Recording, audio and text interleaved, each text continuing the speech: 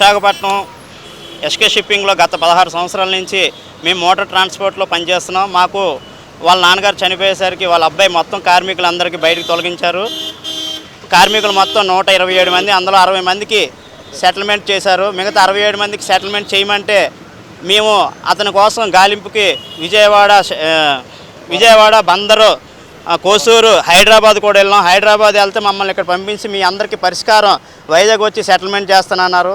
ఇప్పటికి వచ్చి 2 వారాలు అవుతుంది. ఇప్పటి వరకు కూడా ఆయన రాలేదు.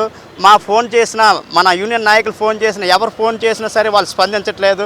మా బాధలు చాలా ఇబ్బందిగా ఉన్నాయి. 6 నెలల నుంచి అంటే సెటిల్మెంట్ చేయకపోవడం అనేది చాలా ఇబ్బందికరమైన ఉద్దేశం. చాలా అనారోగ్యాలతో ఇబ్బందులు పడుతున్నాం, చాలా ఇబ్బందులు పడుతున్నాం. ఆయనకి కుక్కల విద్యాసాగర్ గారికి మా బాధ ఎన్నిసార్లు చెప్పినా సరే నేను ఇస్తానని చెప్పడమే తప్ప సమస్య ఏం పరిష్కారం జరగట్లేదు. అందుకే ఈరోజు కుక్కల విద్యాసాగర్ గారి ఇంటి దగ్గర, కుక్కల నాగేశ్వరరావు గారి హౌస్ దగ్గర భిక్షాటన ప్రారంభిస్తున్నాం. అందుకు మీ సహకారాలు అందించాలని కోరుకుంటున్నాం.